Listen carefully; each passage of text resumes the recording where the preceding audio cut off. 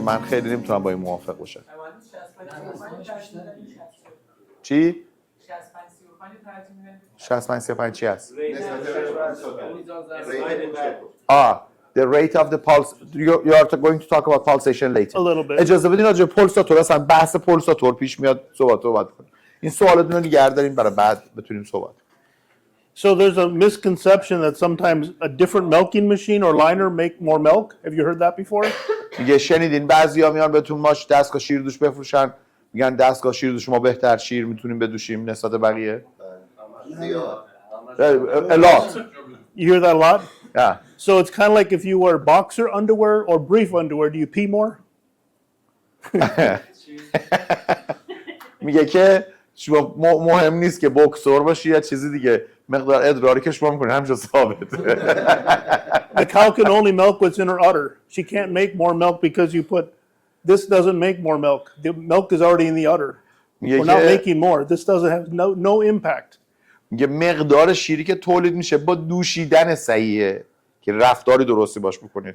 ربطی به اینکه ماشین اصولا تنظیمن برای دوشیدن. ولی مهم اینه که شما گاوت چطوری باش رفتار کنی که شیر درست ازش بگیری. So when they're selling you a new box of liners and they go you'll get more milk? No. میگه اگه کسی من گفت با این لاینر بیشتر شیر میدوشین شما بیشتر با این لاینر بیشتر شیر نمیتونید بدوشین.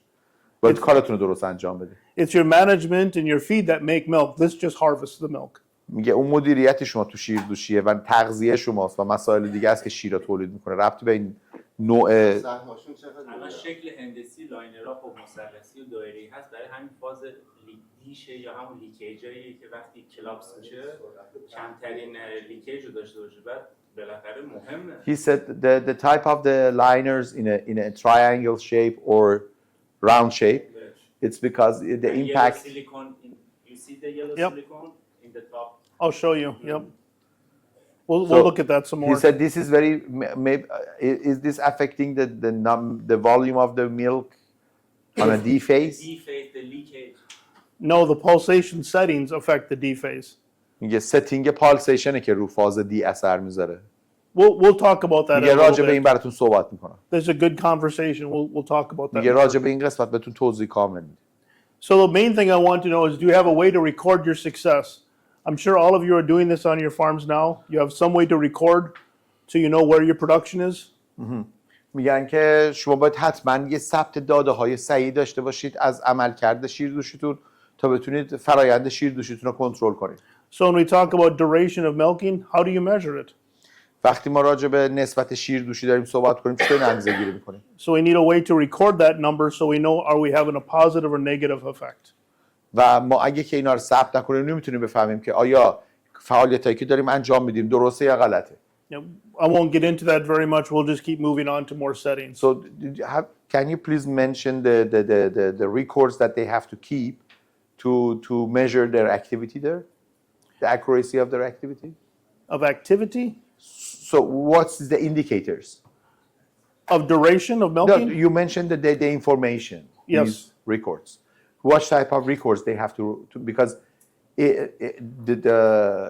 it's not dairy com, so which records they have to record? Well, this is an example of information that's hard to read. Number of cows milking, pounds of milk per cow. It depends on what technology you have to collect that information. How are you getting that information in? And the persistence is very important. Yes.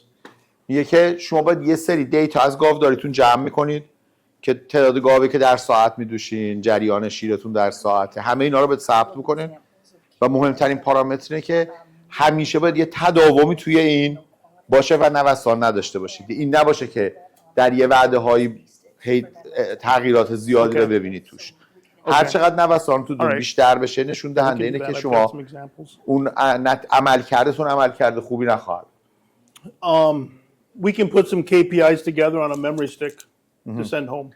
میگه که من براتون یه سری از این چیزایی که باید بدونید رو توی به صورت یک PDF بهتون میدن که با خودتون وقتی میبرید داشته باشید بتونید پرش بکنید. So there's two type of pulsators. We talked about this. Which one is most common? This one or this one? دو مدل پولساتور داریم. Diaphragm, this is a diaphragm by the diaphragm and the other one. piston پیستون or diaphragm. دیافراگم. اونایی که دیافراگم دارن و اونایی که پیستونیه. کدوم مدلش ایران بیشتر رایجه؟ Diaphragm. Yeah, these are really nice because when they get like manure would go into them, they go through and they still keep working. The piston, if you ever get manure in the hose, it stops it pretty fast. So these are very durable, very durable. نوع دیافراگمی را میگه که اگه که وقت بر حسب تصادفی ماده جسم خارجی توش رفت مثل کود به کارش ادامه میده، ولی پیستونیا گیر میکنه و ایجاد مشکل تو سیستمتون میکنه. They're really nice that way. DeLaval or Westphalia diaphragm, both pretty common. Yeah. Super pulsators, excellent, very durable, don't have to replace many parts, don't have to rekit them, they work really well. میگن که این سوپر پالس مال دلاوال این خیلی خوب کار میکنه، پالسیتور خوبی هم هست. So this is just a breakdown. I'm not going to go into details.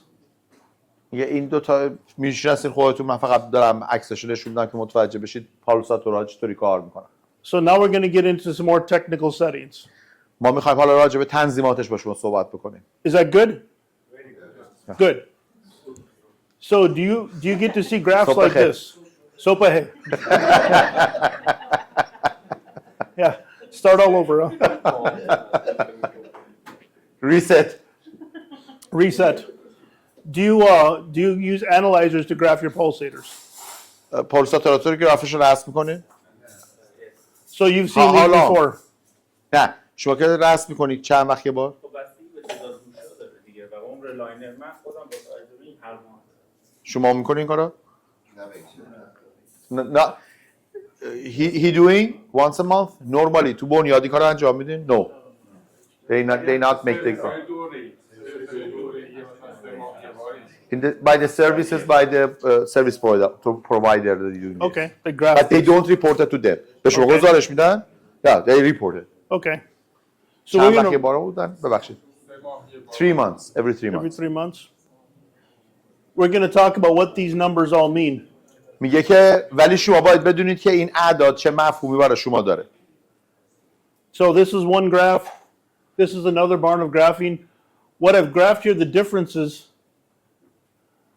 We're going to go into all the different rates and ratios. What is a common ratio that you see in rate and ratio? 65? 65, 35. Good. Yeah. How many beats? چی؟ Dependent to the mean and the record of the cattle. More than 40, we choose this. More than 40? 40 liters.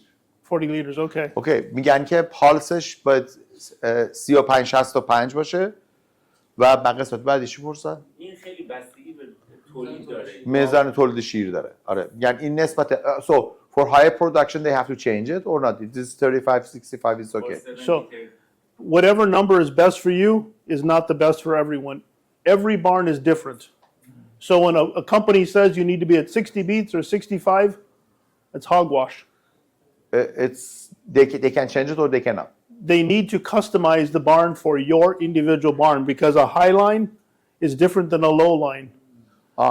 اگه یکی اومد گفت که ستینگمون باید 35 65 باشه و برای همه اینا انجام داد، یعنی گاوداری شما کرد اونجا کرد اینجا کرد، بدونی که درست نیست. اینا باید بیان بر اساس اون سالن شیردوش شما، بر اساس اون نحوه لوله کشی که های لاینه یا لو لاینه و نحوه ادامه لوله کشیش که وارد قسمت رسیور میشه، بیان اینا رو تنظیم کنن براتون. اوکی. تعداد واحد دوشنده روش اثر میذاره، طول لاینتون هم اثر میذاره. So this pulsation graph shows 1, 2, 3, 4. This is the same cow milking. And I've when you put the machine on at 1 minute, at 2 minutes, and at 3 minutes. You see this top line, how nice and flat it is? Because the vacuum is high when I put the machine on because there's no milk flow. Would you please repeat? So when I put the machine on the cow, the vacuum is very high and stable. میگه که وقتی که شما دستگاه رو تازه وصل میکنین، اون وکیوم رو میبینی که خیلی ثابته، خطش صافه.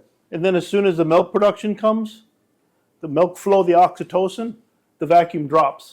So here we have a vacuum of 13.5 inches and it drops down to 10.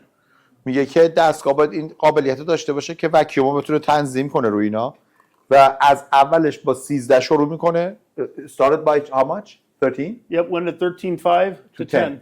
با 13 اینچ شروع میکنه، بعد میرسه به 10 اینچ. Because there's high milk flow, the vacuum drops. به خاطر اینکه جریان شیر اضافه میشه، اتوماتیکوار وکیوم چی میشه؟ کم میشه. And then as we milk the cow, the vacuum keeps going higher and higher. So now from this time to this time is like 2 minutes, and you see the vacuum goes higher at the end of milking. It's almost the same as it was at the beginning. و از دقیقه سوم به بعد دوباره باعث میشه که چون جریان کاهش پیدا میکنه، وکیوم آروم آروم افزایش پیدا میکنه. به دقیقه 4 که میرسه وکیوم تقریبا با شروع شیردوشی با هم مساوی میشه. So when we set our vacuum level, we want to be at the peak milk flow. We want to measure the milk at the peak milk flow right here. When the milk is at the highest production at like 1 to 2 minutes after the machine goes on. و ما حد اقل وکیوم تو دقیقه دوم میخوایم، جایی که بیشترین جریان شیر رو داریم.